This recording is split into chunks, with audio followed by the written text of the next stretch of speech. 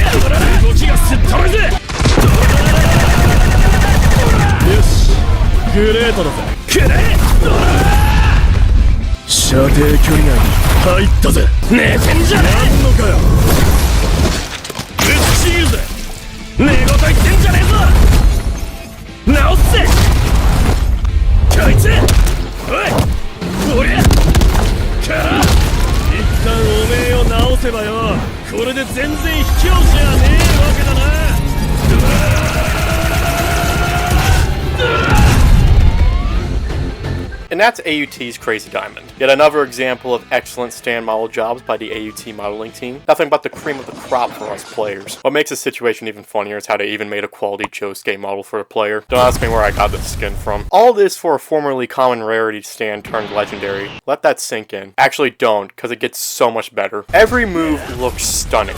Quite literally. I'm not exaggerating. Whatever you can pull off here is either a cleverly adapted JoJo reference or an enhancement of a baseline Crazy Diamond moveset. But what really sells AUT's Crazy Diamond for me is its mechanics. Restoration has been made into a passive exclusive to players in your in-game party, not to mention how precise shards and blood throw are disabled until you land duplex combination and recoil impale respectively. These ideas are actually genius. Like, why don't more Roblox JoJo games implement passive party healing or moves locked behind other moves? Also, my favorite beatdown in the entirety of AUT, 100%. Now, when you first look at it, Crazy Diamond's playstyle here doesn't seem like much. Moderately quick startups and a lot of ragdolling. It's an all-rounder that opponents can easily dash away from in a match. Situational combat. But Crazy Diamond's true strength is when the opponent is down, because all of its ragdolling moves have soft ragdoll, and you're able to pull off Tekken-esque combo strings like this.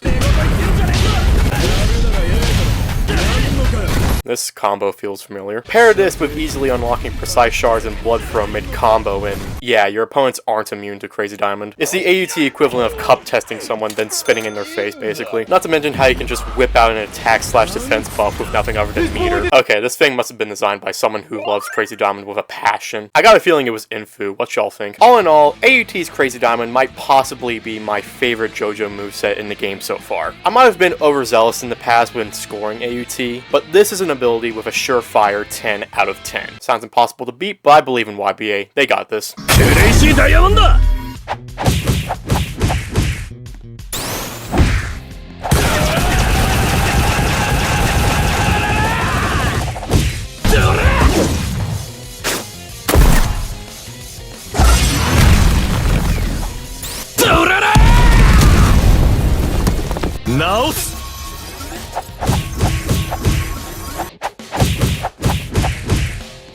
今なんつっておめえをすでに直しといた。一旦おめえを直せばよ、これで全然卑怯じゃねえわけだな。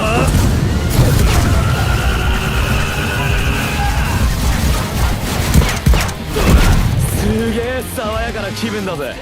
And that's YBA's Crazy Diamond. Good lord, that's a lot of VFX on the stand summon. Anyways, quite the clean stand model in my opinion. It's like if AUT's design had more grit to it, like berserk manga level shading. I have one nitpick about the model though. Those eyes, oof. They look like they distinctly recall witnessing Vietnamese speaking trees. The moves lean a bit more towards a centralized take on Crazy Diamond's abilities, which isn't a problem. I mean, you've got the Angelo rock entrapment and... Holy crap!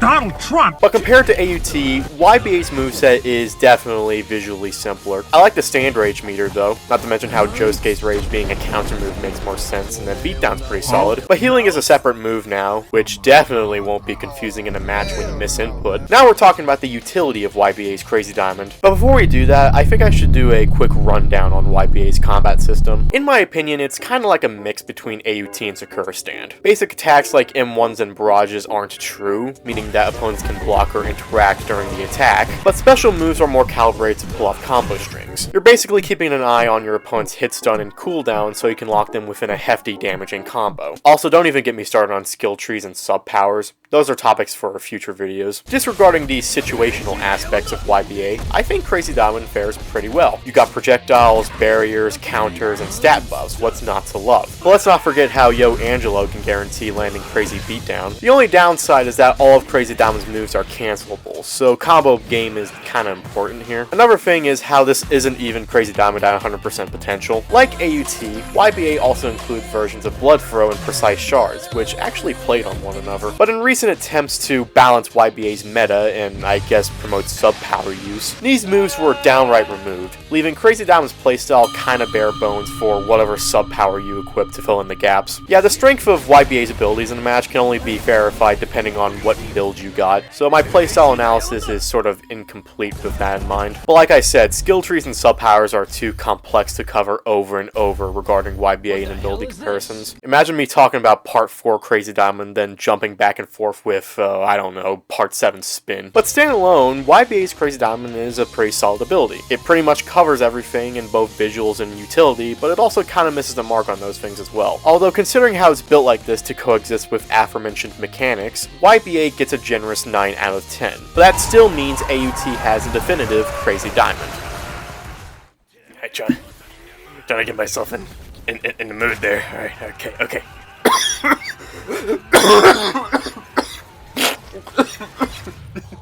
God. I'm just